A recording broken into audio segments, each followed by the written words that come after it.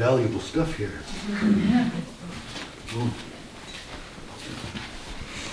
So that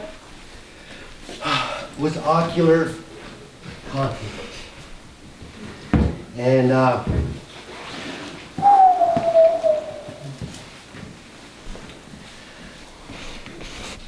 this next piece, every time I've read it recently, I have cried. And I am not going to be very engaged with the audience during this last piece, and I apologize for that. In 2015,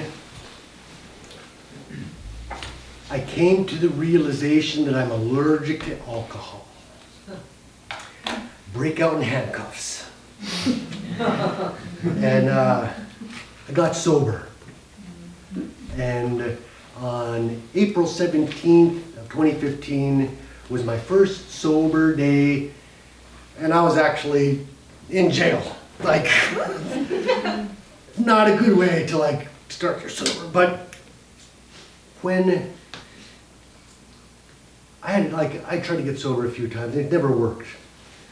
But being in that place gave me 47 days, or 47 berries, if you will. The last year I participated in NACNOS, I handed off the championship stick. I won it 3 years in a row, and I passed off this champion stick to this next lady who won. And I remember her speech. And her speech was about picking berries. And I couldn't get sober to save my life for a long time. Scott knows. Like, whoa! And this 47 days, how many of you have been berry picking? Awesome. Okay, berry picking. Oh, berry picking. Yeah. Berry picking. We call it dick fuck. Anyway, when you go berry picking and you have that plastic bucket, you go, and it's the most lonely sound in the world. My 2 or 3 berries of sobriety or whatever I could put together, like, wasn't enough for me to pick berries. But in this woman's speech, she said that her aunt came by and put a layer of berries on the bottom of her bucket. And she was able to pick a whole bucket of berries after that. And that's kind of like what that 47 days did for me. It did a layer of berries on the bottom of my bucket. So in 2016, 2017, I was writing. Like, I had another like brain dump. Stuff was just coming out. And this imagery of what it took for me to get sober kept on playing in my head. And so I did my best to document the imagery of that process. And it became my humble Inferno.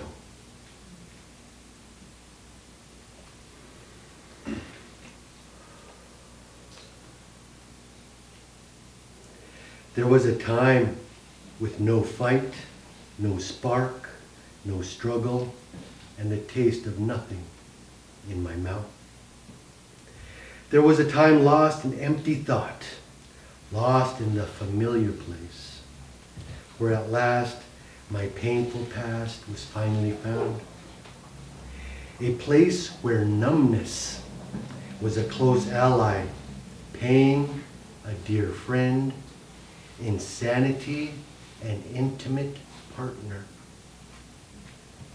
In emptiness, there is no struggle, no fight, no spark, and no taste in your mouth.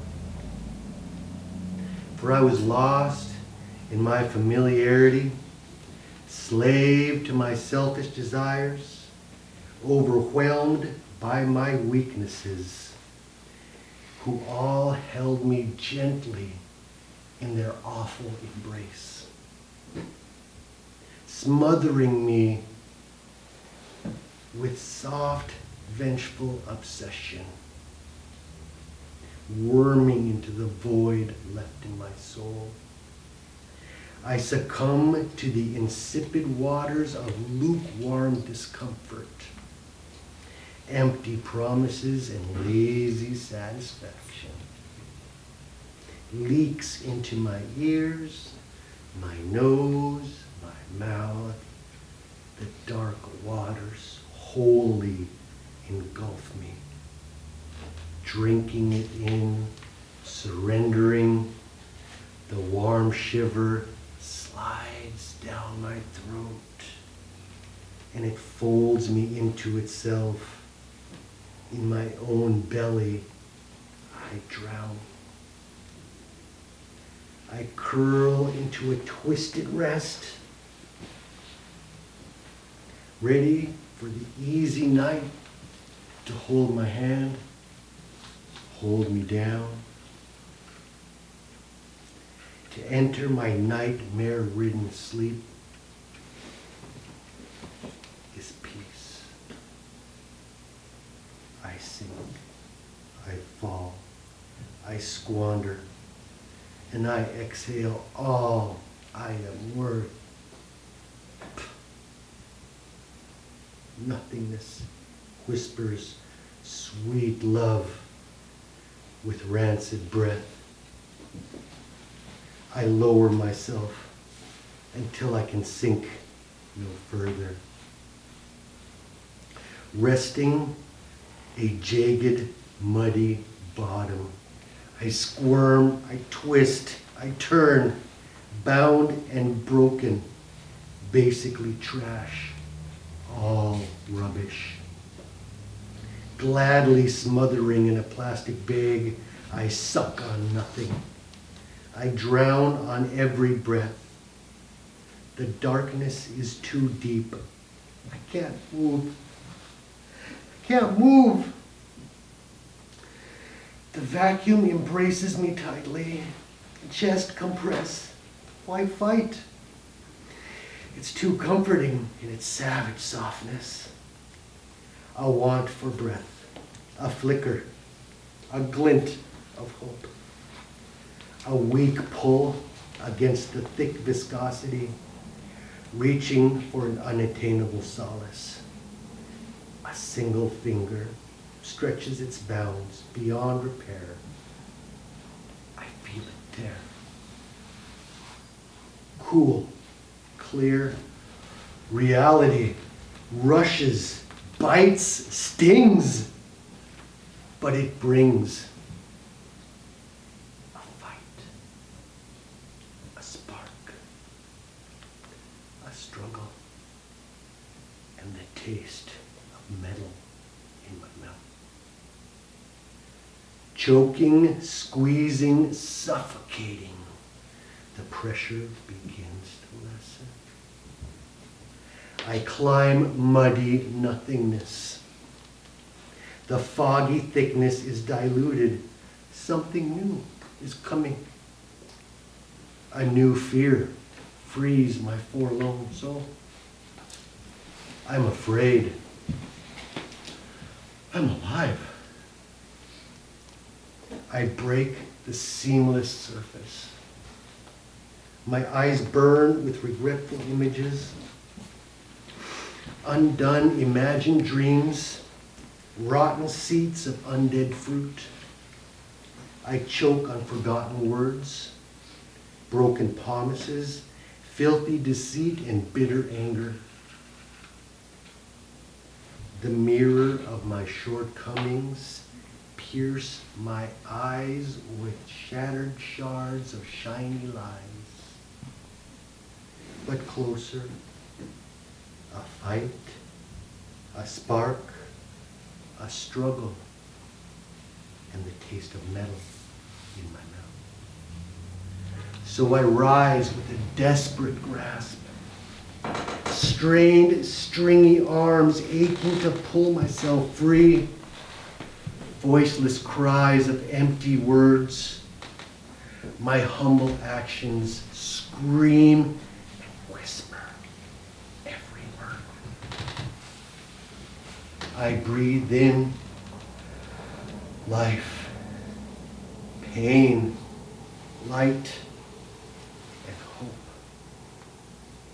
drawing an electric burn like a first breath. I can feel a fight, a struggle, and a spark, and the taste of metal in my mouth.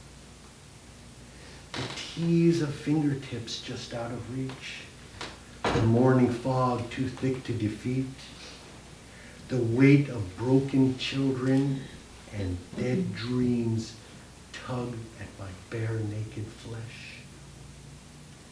With all of my tearful strength, I summon my fight, my spark, and my struggle. I can fucking taste metal in my mouth. I shiver with the coolness of reality as the thickness of sloth oozes from my pimpled flesh. I quake under the gravity of solid ground, but I stand on atrophied limbs. Pure hope, love, and will from strangers who are my intimate companions hold me steadfast. They wipe the filthy ooze with compassion and grace. Moonlight honesty, accepting rays of love. Cool light caresses my flesh. My heart swells in a hollow chest. My tattered lungs stitch back together. I cough and spit filthy phlegm from an exhausted exhale. A new breath brings hot blood to my weary fingers. A sorely bruised heart wrenches a beat.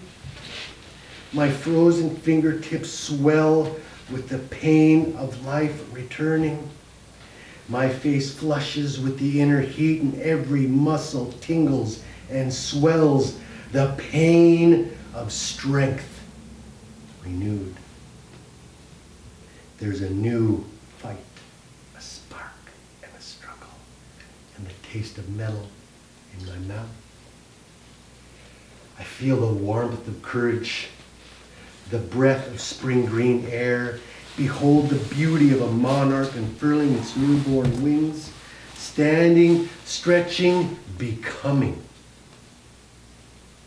Opening my soul to the radiance of reality, ready to face the rigors of my rugged rehabilitation. I hear clear water trickling near. I can taste metal in my mouth. Teeth straining, grisly smiles, tenacious grasps, embracing bonds, becoming stronger. I childishly revel on achy knees. I reluctantly herd the pack. We humbly rise with our sore backs. We happily struggle with our callous knuckles. We fight, we struggle, we hunger, we crawl till we walk. We stand steadfast, sentinels. May our glowing light be a beacon, for we spark the world with our humble inferno. For we have our fight, our spark, our struggle, and the taste of metal in our mouth.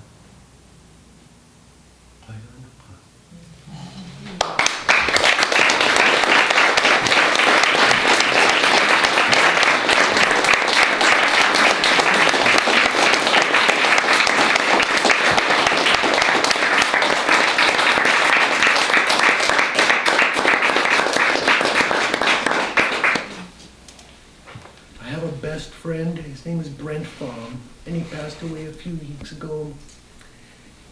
And he was one of my best friends growing up. And I wish I had an opportunity to share this last piece with him. he was struggling with alcoholism in his last days. And we got to spend Saturday together, and we were out on the spit, and it was a beautiful experience. And we like to race together, Brent and I.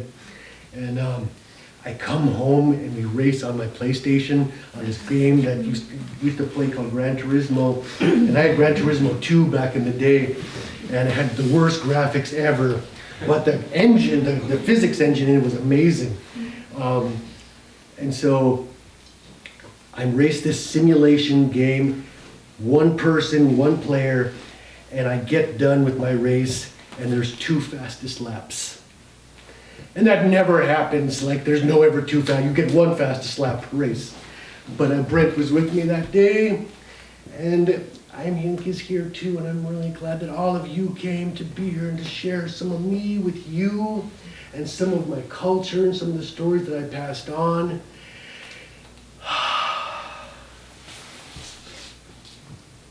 I am blessed by all of you.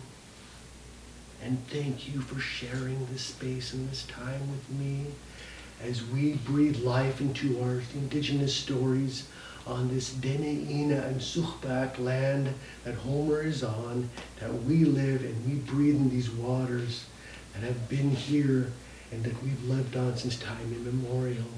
And we need to take care of these and take care of each other, because this is all we got. And so thank you for coming here today with the message of hope and rejuvenation in the springtime, and you fill me with love and happiness. Thank you so much. It means big happiness. Thank you.